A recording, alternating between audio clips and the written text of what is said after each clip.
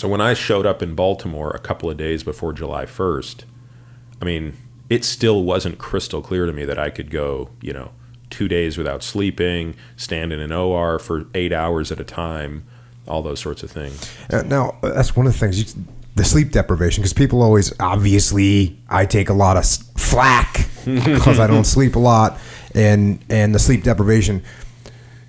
So what's that like when you're going through residency? And you're just saying, I mean, there's days where you're going 24 or 48 hours, no sleep.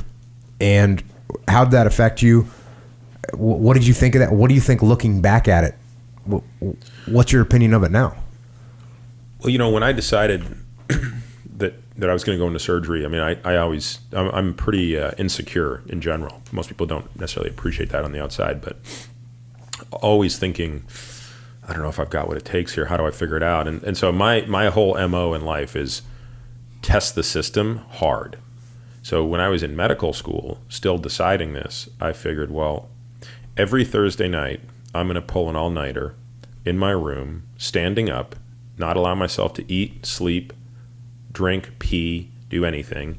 And I'm going to stand at my desk for 8 hours and practice suturing. Sort of try to mimic what it would be like to be in an operating room all night. Not being able to go pee, not being able to drink, not being able to do this thing. And so I had a little bit of confidence. I figured, okay, I can do this. Like, I can pull an all-nighter once a week. That's, not that that's a good thing to do, but it was like kind of a confidence thing. Right. So then you show up, but there's no preparing you for what you're in store for. Mm-hmm. Now, I got to point out, this is not the way it is anymore. So in 2000, I want to say like 4, it's almost like labor laws came in. Exactly. A whole bunch of laws came in that we could spend hours talking about how it turns out the laws haven't fixed the underlying root problem. But nevertheless, a whole bunch of work requirement hours stuff got fixed, right? So you couldn't work more than 80 hours in a week, or 88, depending on if your program had an exemption. And you couldn't work more than 24 hours consecutively and stuff like that. But by the time those laws really kicked in, I was already gone. And so I don't really know what it's like today, but I would imagine it's less demanding from a sleep deprivation standpoint. But at the time, there were no such rules, and you were at the sort of every second, every third, or every fourth night call, but then your post-call day, you would still work. So our mutual friend, Kirk Parsley, which of course is how we met, this is one of his favorite stories about me. He loves this story because it's so crazy. So this is July of 2001. So I am 1 month into being a doc, right? And I'm on an every third night call rotation at this hospital called Bayview, which is about 5 miles from what we call the mothership, which is Hopkins. And it's out in like East Baltimore. It's in a real crappy part of town. Not that there's I hate saying this, but there are not that many good parts of town, at least back then in Baltimore. Mm-hmm. So I show up on a Monday at 5 o'clock in the morning. So I slept in my own bed Sunday night. So Monday morning I show up at 5 to round. We do our whole thing. And that night I'm supposed to go home. So that's my off call. That's called your swing day. You show up at 5, you'll be home by 7 p.m. that night if all goes well. So you work your 14 hours, and then you sleep in your own bed, and then you get to come back the next day, and then you're going to be on call. So we're rounding that afternoon. So one of the senior residents says, "Hey, so and so didn't show up for their shift in the ER. The ER always staffs one surgical resident full time, and this guy just didn't show up." And she's like, "And it's a 7 p.m. to 7 a.m. shift. Can you cover it?" And this would be like if you asked the most junior guy, to do something. Like he'd be kicking his own ass to say yes. Like he couldn't wait to do that, right? So I was like, hell yes, I will do that. So then I go down to the ER and I work all night, 7 to 7. And then the next morning is now my on-call day. So now I'm 7 a.m. cranking away until that night. And then I'm up all night on call. And then it's now Wednesday and it's my post-call day. And I'm there till 5 or 6 p.m. So I've basically been up from about 4 a.m. Monday, and it's now 5 or 6 p.m. Wednesday. and I get in my car to drive home, and I have to go down this miserable street called Eastern Avenue to hit the 83 to drive up to my place. And I'm driving along Eastern Avenue, which is like red light after red light after red light, or stop sign or whatever. And every time I'm at a stoplight, I fall asleep, my foot pops off the clutch, and I stall.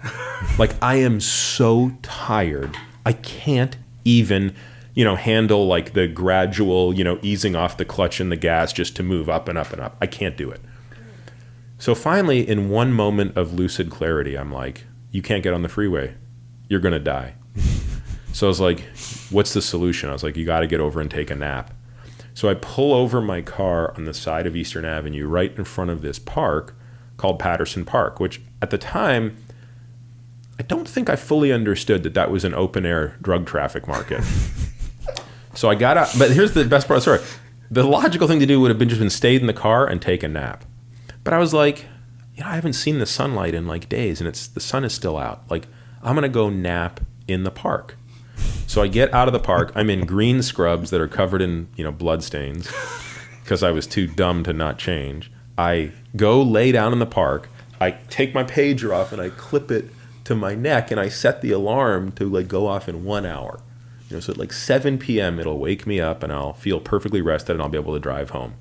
So I lay down in middle of Patterson Park, and the next thing I know, I wake up. It's like 1 a.m, 2 a.m. There's needles everywhere. I have like bites on my arm that look like they're from rats because they're like nothing I've ever seen before. Like these bites all over me. And I'm just thinking to myself, like, how did I not get killed here? Like, the only thing that prevented me from dying was how ridiculous the sight was. Yeah. If something's so strange, like, so I was like, God damn it, man. So I get back in my car and drove home. And when I tell Parsi that story, he loves it because he's like, that's the classic example of how complete deprivation of sleep impairs your judgment. So, there were a couple stories in residency where I had to do like those 3-night back-to-back-to-backs. Another time it happened, I remember, was in 2005. Did you feel like, though, okay, driving a car is kind of boring, right? Stoplights. But when you're really tired, but then all of a sudden something happens, like, boom. I feel like when that happens, I feel like I can lock on. There's almost no amount of sleep deprivation that will stop me from functioning and getting something done that's important, on task, on time. Absolutely. Is that true? Is that true for you too? I think so, yeah. No, I think an adrenaline rush in the moment can provide any amount of clarity and focus that's necessary. The problem is very few things are life or death that way. Now, in your world, there were plenty of things, but in my world, not. And this is the other story I was going to tell was in probably my third year, I think it was my third year, I was same sort of deal. I ended up covering for somebody and then covering for 2 people in 2 consecutive nights, and then it was my turn. So that was like 3 straight nights of not sleeping. And it's the middle of the night, and this guy comes in the ER who's got a really diseased gallbladder. And in retrospect, it should have never come out that night. But a lot of times the dirty little secret is surgeons want to operate at night because they can get better OR time electively as opposed to waiting the next day if it's not emergent. So sure enough, we're in the middle of the operating room doing a laparoscopic gallbladder removal at 2 a.m. when we don't really need to be there at 2 a.m. We could have slept and done it the next day. And sure enough, so in removing the gallbladder is a 2-surgeon procedure. So there's the main surgeon, which because we're at a teaching hospital, I'm the main surgeon. I'm actually doing the operation. And then there's the attending who's holding the camera and retracting for me. So I'm, I'm doing this. And yeah, that's a stimulating activity. But of course, I've done 100 of them, so it's not that stimulating. Well, I can't stay awake. And I finally somehow managed to fall asleep on this patient. Like I faceplant into the patient. Wow. Luckily, it was laparoscopic, so I didn't contaminate the surgical. But so even something as stimulating as surgery, because look, if the guy's aorta was bleeding, I'm sure I would have. Yeah, exactly. But all you were doing was pulling out his gallbladder is no big thing. Yeah. It wasn't stimulating enough to overcome 3 days of sleep debt. Did you figure out any tricks? Any? For instance, when I was going through SEAL training, and even my whole career, and even to this day, I take little power naps. If I'm feeling that tired, I elevate my feet and I sleep for like 6 to 8 minutes, and it totally recharges me. Do you take power naps? No. Aside from your power nap at Patterson Park that lasted 7 hours and almost got you killed. I once took a power nap in my car. Again, same thing. It was like 8 o'clock at night. I got to the pool. I had a rule, which was after you left the hospital, you never went home. Because I knew if I went home, I wasn't going to leave. So I would always go from the hospital to the gym or the pool or whatever I was doing. And on this particular night, I get there. It's 8 o'clock at night. I am so tired. I'm nauseous. Like the thought. So you didn't want to go home just because you knew you'd go home and go to sleep. I'd fall and you asleep. didn't want to go to sleep because you've been awake for 3 days. Why didn't you want to? Why didn't you want to go and fall asleep? Well, because it's really funny. A good friend of mine who, again, a couple of years ahead of me, gave me interesting advice. Whether it was right or wrong, I don't know. He said, "Look, you're going to be tired no matter what in residency. Don't stop doing all the other things in your life because you'll still be tired." Now, I don't know that that was the right advice, but I took it to heart. I agree with that advice. And my view was, I'm going to continue to work out every day I'm not on call. I'm going to, do all the stuff I want to do. And unfortunately, sleep always took the brunt of it. So it would be to the pool. And so same thing, I got there. But on this particular night, I was so tired. I was so nauseous. Like I couldn't suppress the desire to vomit. And I was like, I can't, if I puke in the pool, they'll kick me out. I won't get to swim. It's just not going to be worth it. So I was like, just sit here for like 30 minutes and take a quick nap. So same thing, took the pager out, which normally could wake me up, clip it here. And it was freezing because it was like the winter. So I left. No, it wasn't cold, but I remember I wanted to leave the radio on like a dumbass. So the car is off. So alternator's off. Radio's on. Well, you know how the story ends. I wake up at 2 a.m, battery's dead. I'm in the middle of the parking lot. I can't, had to call my girlfriend to get jumper cables to get me out. That girlfriend went on to become my wife, by the way. So short answer, no, I didn't have a great strategy. I did have a friend who, and I never tried this, but he told me he would put coffee grounds in his eyelids. And apparently it hurt so much that you couldn't close your eyes. I would not that, but I've told people this all the time too. Do a little bit of physical exercise if you're super tired. That definitely picks you back up. Mm-hmm. There's got to be some reality or some scientific reason for that happening. So that's another thing you can do.